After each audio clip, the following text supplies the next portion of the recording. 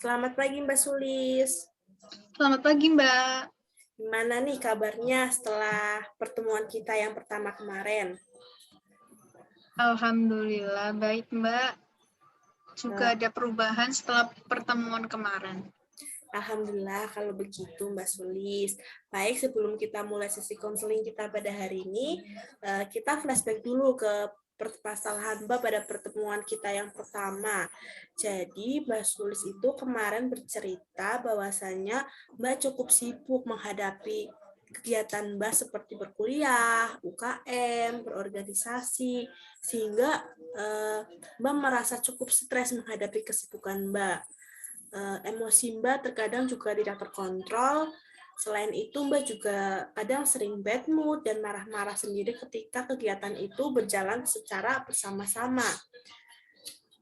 Tapi dari beberapa dampak negatif itu ada juga dampak positif yang Mbak Sulis rasakan, seperti Mbak menambah pengalaman, pengetahuan, melatih soft skill, menambah relasi, dan lebih percaya diri. Public speaking Mbak juga jadi lebih baik. Jadi Mbak cukup bisa mengontrol diri Mbak dan mencari solusi terbaik dari permasalahan yang Mbak hadapi. Seperti itu Mbak. Iya, Mbak, seperti itu. Baik Mbak, menyinggung soal Mbak merasa lebih baik sebelumnya. Kalau boleh tahu, perubahan apa yang Mbak Sulis rasakan? Jadi, akhir-akhir ini saya tidak terlalu banyak kegiatan, Mbak. Tidak cukup stres juga dan bisa menikmati waktu untuk sedikit bersantai. Bagus dong Mbak, jadi Mbak bisa istirahat sejenak dari rutinitas Mbak yang lumayan cukup sibuk ya. Nah, menyinggung soal UKM dan organisasi nih, apakah Mbak Sulis masih mengikuti dua kegiatan itu? Iya, Mbak, saya masih mengikuti UKM dan organisasi itu. Kalau nggak salah di pertemuan pertama kita kemarin itu, Mbak Sulis mengatakan Mbak cukup stres dengan kedua kegiatan itu, UKM dan organisasi. Tetapi Mbak tetap mengikuti kegiatan itu, bisa dijelaskan kepada saya alasan Mbak tetap bertahan di kedua organisasi itu?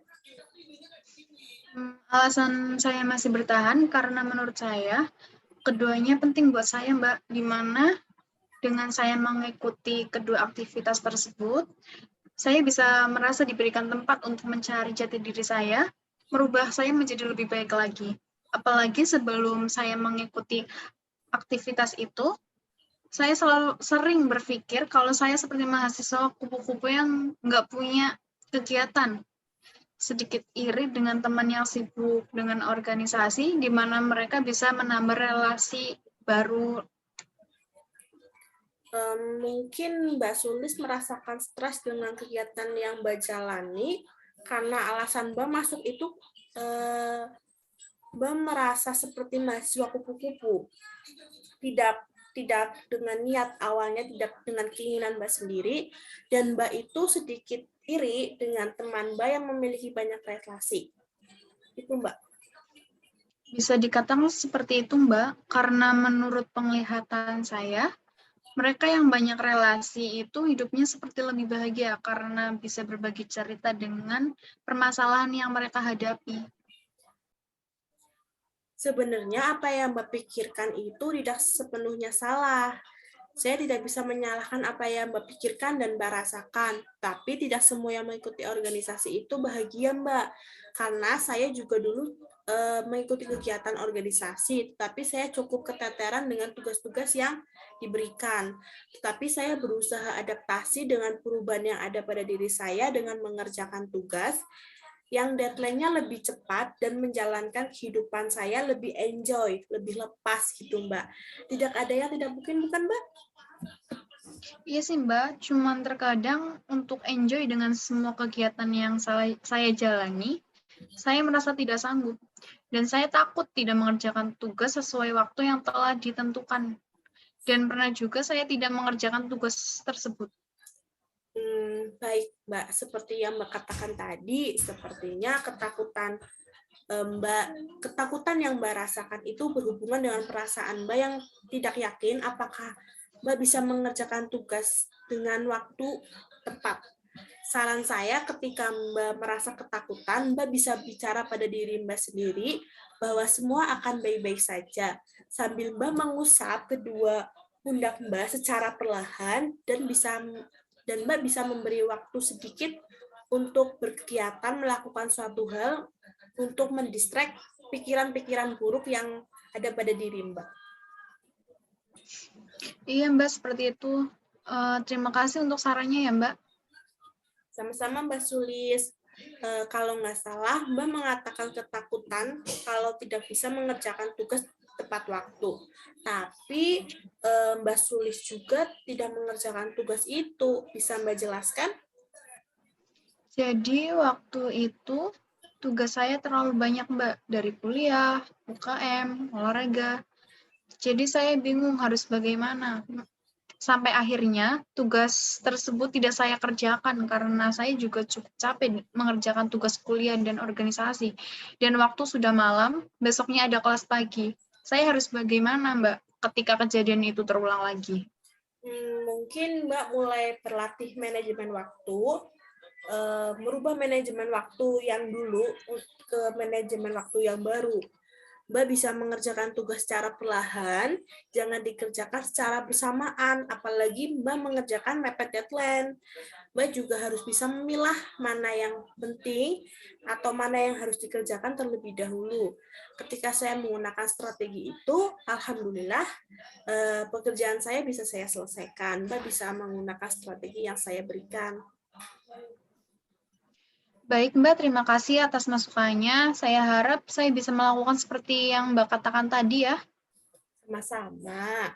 Kalau boleh tahu lagi nih Mbak, ketika Mbak tidak mengerjakan tugas itu, apa yang ada niatan menyampaikan kepada koor Mbak, karena takutnya itu jika Mbak diam saja, Mbak dianggap tidak profesional dan hanya bermain-main sama kegiatan yang Mbak kerjakan.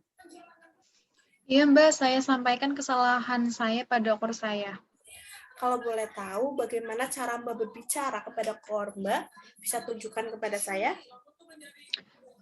Waktu itu saya meminta maaf terlebih dahulu ke koor saya. Awalnya dia seperti kecewa dengan apa yang saya lakukan karena tidak bertanggung jawab dengan tugas saya. Tetapi setelah itu saya diberi perpanjangan waktu untuk mengerjakan tugas itu. Oh, bagus Seperti itu, Mbak. dong. Oh, bagus dong kalau begitu. Koor Mbak memberi keringanan dan perpanjangan waktu buat Mbak menyelesaikan tugas itu. Mbak juga luar biasa, sudah berani mengaku salah atas keteledoran Mbak karena tidak mengerjakan tugas yang diberikan. Iya, Mbak, saya bersyukur banget waktu itu. Baik Mbak Sulis, semua yang Mbak sampaikan dan Mbak lakukan sudah sangat luar biasa. Selanjutnya saya akan menyampaikan hasil diskusi kita pada hari ini. Mbak Sulis merasa cukup stres dengan kegiatan yang dikatakan banyak dengan tugas-tugas yang banyak juga. Selain itu, Mbak juga takut karena tugas-tugas yang diberikan kepada Mbak terbengkalai dan nyatanya emang iya Mbak tidak mengerjakan salah satu tugas itu. Tetapi Mbak juga berani bertanggung jawab dengan apa yang sudah Mbak lakukan. Dengan Mbak menyampaikan kepada koor Mbak. Dan Mbak juga mengatakan akan melakukan perubahan manajemen waktu Mbak demi kelancaran tugas-tugas Mbak. Seperti itu Mbak Sulis? Iya, Mbak, seperti itu. Baik Mbak, kalau boleh tahu bagaimana reaksi Mbak terhadap sesi kita pada hari ini? Saya merasa lebih baik, Mbak. Lebih tenang juga karena bisa mengeluarkan perasaan saya selama ini. Saya juga merasa sedikit insight terkait apa yang harus saya lakukan. Selanjutnya, harapan Mbak untuk kedepannya, Mbak menginginkan seperti apa? Saya ingin bisa berubah menjadi lebih baik lagi sih, Mbak. Bisa memanage waktu dengan lebih baik lagi, bisa profesional dengan apa yang saya jalani sekarang. Baik, ada yang ingin Mbak sampaikan lagi? Tidak, Mbak, sepertinya cukup. Oke, baik kalau begitu. Terima kasih sudah menyempatkan waktu Mbak Sulis untuk datang ke sesi konseling kita pada hari ini. Dan sesi konseling kita pada hari ini saya cukupkan di sini. Sampai bertemu di sesi konseling berikutnya. Selamat pagi, Mbak Sulis. Selamat pagi, Mbak. Terima kasih. Sama-sama.